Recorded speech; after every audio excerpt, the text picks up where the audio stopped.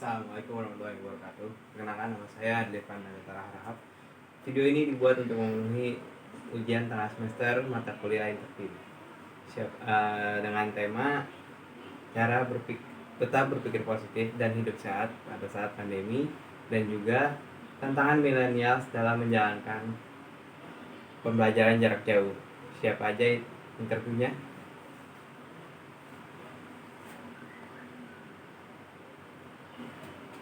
Tunggu nanti.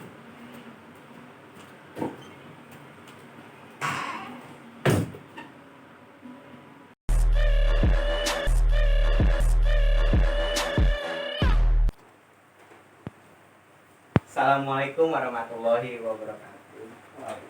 Pada wawancara kali ini kita kedatangan narasumber bernama Togo Anak Kumara.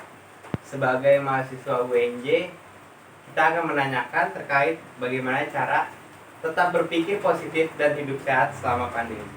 Gimana Mas Anak kabarnya? Alhamdulillah baik-baik. Gimana kegiatan perkuliahannya nih? Ya, di rumah aja, semuanya di rumah aja. Di rumah aja ya? Nggak bisa kemana-mana nih ya? Bisa. Oh, bisa. Bisa.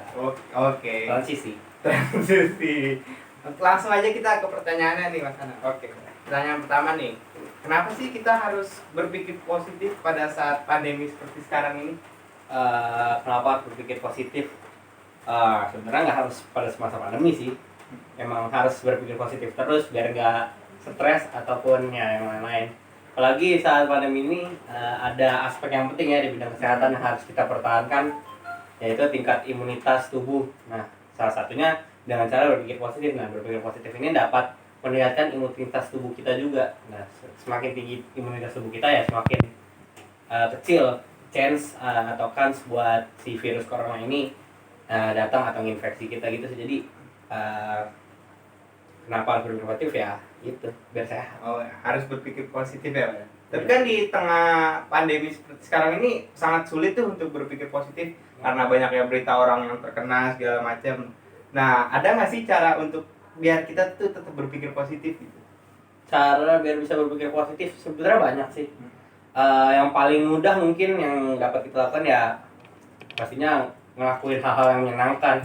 Seperti misal kayak kalau lagi kosong nggak ada kuliah segala macam ya main game, serah mau game online, offline bebas mau main game. Terus mungkin ganti nongkrong, video call, zoom meeting sama teman-teman, ngobrol-ngobrol, Discord ya banyak lah. Terus juga selain melakukan hal yang menyenangkan ya bisa juga mencoba hal-hal yang baru sih. Misalnya yang lagi gabut nih mau nambah skill, ya kan banyak bisa ikut webinar atau kalau saya pribadi sekarang lagi belajar desain, animasi, editing video ya baru-baru ini aja gara-gara corona gini kan di rumah aja jadi banyak waktu gitu sih. Tapi kan karena corona ini kita di rumah dulu terus nih. Nah, kan banyak juga tuh orang-orang yang malah cuma main game gitu-gitu, nggak mempertahankan pola hidup sehatnya. Nah, menurut Mas sendiri tuh pola hidup sehat itu sangat penting nggak sih di pandemi seperti sekarang? Wah, kalau pola hidup sehat sih penting, sangat penting, malah nggak pada saat pandemi aja, memang sangat penting pola hidup sehat itu selama kita hidup memang penting.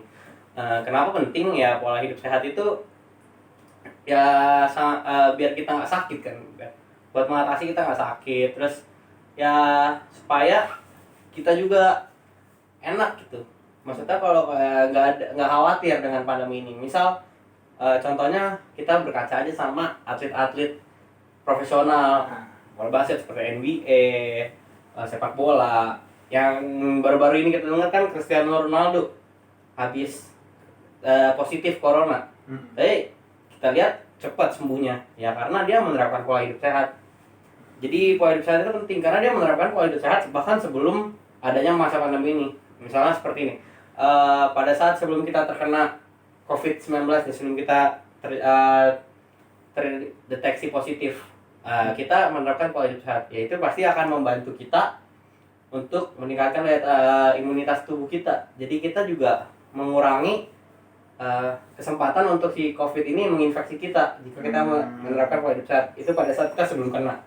Pada saat kita sudah kena, sudah terlanjur kena, sudah positif, pola hidup sehat lagi-lagi membantu kita mempercepat kesembuhan kita, mempercepat recovery tubuh kita. Jadi semakin cepat kita sembuh. Itu pada saat kita sudah kena COVID. Pada saat sesudah atau pada saat kita sudah sembuh, lagi-lagi pola hidup sehat membantu kita lagi untuk mempertahankan kesembuhan kita, jadi kita tidak akan serang COVID lagi, balik lagi kan sebelum kena COVID seperti itu.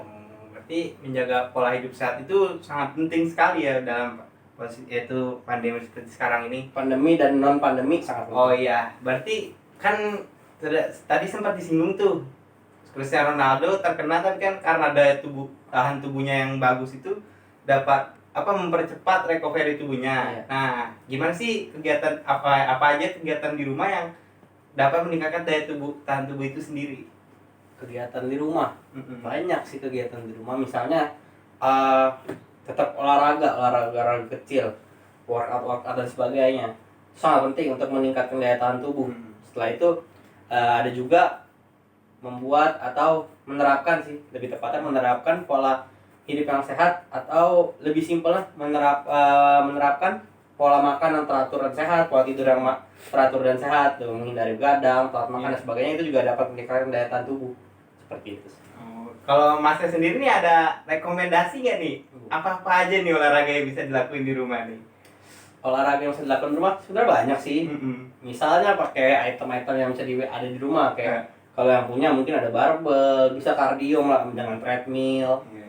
Atau yang paling mudahnya sih olahraga lantai sih, seperti sit up, push up, back up, seperti squat.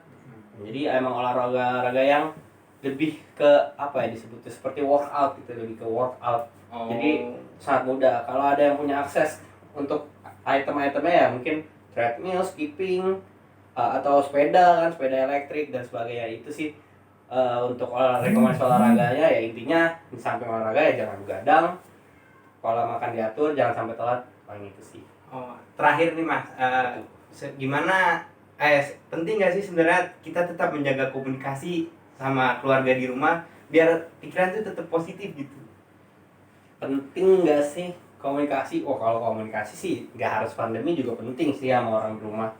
Emang harus penting, harus, justru kan karena pandemi ini ya kita banyak di rumah, seharusnya sih sangat penting, dan karena kan kita emang interaksi sama yang di rumah doang.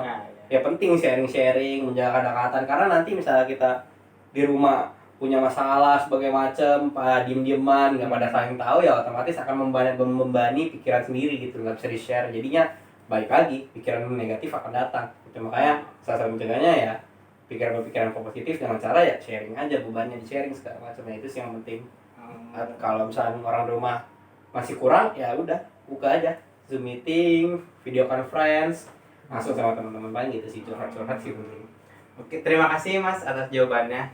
Kesimpulan yang bisa diambil dari wawancara kali ini, berpikir positif itu penting untuk menjaga imunitas tubuh, meningkatkan daya tahan tubuh. Nah, meningkatkan daya tahan tubuh itu sendiri juga bisa seperti yang Mas Anas bilang, berolahraga, mungkin mengeksplor hal-hal baru seperti belajar animasi ya Mas ya. Masak ya. Terima kasih Mas atas wawancaranya hari ini. Sekian, terima kasih. Assalamualaikum warahmatullahi wabarakatuh. Udah nih, udah mulai nih. Ya udah langsung nih ya. Assalamualaikum warahmatullahi wabarakatuh. Pada wawancara kita hari ini kita kedatangan narasumber bernama Ahmad Aryo sebagai mahasiswa Humas angkatan 2018. Kita akan menanyakan terkait tantangan milenial menghadapi pembelajaran ini jarak jauh. Gimana nih Bang Aryo kabarnya? Waalaikumsalam warahmatullahi wabarakatuh. Alhamdulillah kabar saya sehat ya. Sehat ya Kak. Nah, gimana nih sama PJJ? Enak nggak kira-kira? Kalau menurut saya sih selama PJJ ini ya, saya sih ngerasanya sih awalnya itu saya ngerasa senang gitu kan, karena kita saya sendiri tuh nggak mesti harus jalan ke kampus gitu kan, jadi ongkos juga kayak di rumah, terus buka laptop ngerjain tugas. Tapi lama-lama di sini ada sih perasaan jenuh juga sih sama PJJ.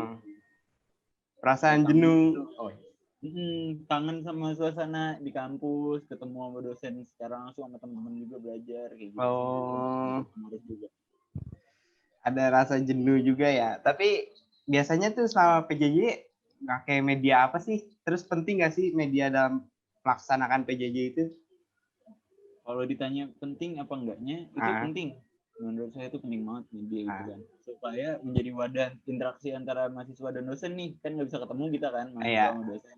Jadi media itu digunain untuk menjadi sarana interaksi dosen dan mahasiswa untuk pengumpulan tugas, ya kan, untuk absensi, pemberian materi dari dosen. Gitu. Kalau media yang sering dipakai itu ada Zoom pertama, terus ada juga Google Classroom, ya, sama dari WhatsApp sih biasanya, pesan dari WhatsApp itu dia ada. Oh, dari WhatsApp grup berarti ada ya? Iya, ada dari WhatsApp grup. Selain ini media yang digunakan yang disebutkan tadi tuh kayak Zoom, Google Classroom gitu, ada nggak sih tantangannya gitu atau kendala selama melaksanakan PJJ itu sendiri tuh ada nggak? Kendala pasti sih ada kendalanya ya. Kendala yang paling sering terjadi itu kalau lagi PJJ itu pertama itu masalah sinyal. Itu sinyal kadang tuh mesti sinyal tuh kalau lagi ngedrop banget, kita jadi ngumpulin tugas nih sebenarnya udah submit gitu kan, taunya nggak submit atau nggak error juga dari Google Classroom-nya. Temuin sih sama ya device juga, apa namanya, kayak handphone, laptop itu kan juga kan kita juga perlu, maksudnya yang agak-agak baru gitu kan buat yang ini menurut saya. Tapi itu bukan kendala saya, tapi saya yakin itu pasti ada orang yang ngalamin itu di PJ. Oh, kayak gitu ya. Terus kan PJ-nya udah dilaksanain ini hampir 1 semester ya, Kak. Nah, menurut Kakak sendiri ini pembelajaran jarak jauh ini sebenarnya efektif nggak sih dilakuin? Kurang efektif. Nggak ada yang lebih efektif daripada pertemuan secara langsung gitu. Oh, gitu ya. Kayak gimana ya? Sebenarnya bagus sih PJJ gitu kan, kita dikasih materi juga, cuman kadang kalau kita dikasih materi itu kan sebenarnya kurang ngerti dikit, tapi kitanya takut mau nanya kayak gitu. Oh, kayak gitu. Aduh kalau nanya yang ini takutnya ini gampang sebenarnya, cuman otak kita doang yang lama nyernanya kayak gitu. Jadinya lebih agak takut nanya ke dosen, jadi nanya sama temen gitu. Oh, kayak gitu. Tapi lebih menurut Kakak sendiri lebih enak kalau PJJ nanya langsung ke dosen apa nanya ke teman? Nah, ini sebenarnya ada dua nih. Kalau nanya ke dosen, lihat dulu dosennya siapa. Oh, gitu. Kan tergantung dari dosennya. Kalau ini sama aja, nanya ke teman juga kita lihat dulu temennya siapa ya kan. Kalau temennya juga nggak ngerti, kita juga jadi makin puyeng ya kan. Nah kalau paling itu sih sebenarnya enak tuh kalau nanya sama dosen gitu kan, jadinya kita ngerti, paham betul apa sih ini dari materi ini, apa sih yang ditugasin dari tugas ini tuh sebenarnya. Oh kayak gitu. Nah kalau Kakak punya ini nggak cara-cara tersendiri biar tetap produktif dalam melakukan pembelajaran jarak jauh ini? Kan tadi udah ada kendala-kendalanya tuh. Nah gimana sih cara biar tetap produktif?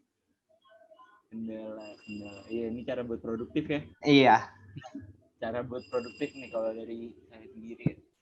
Itu kita harus kita jadwalin dulu nih jam berapa kita kuliah gitu kan. Kita cari dulu jam-jam berapa kita kuliah.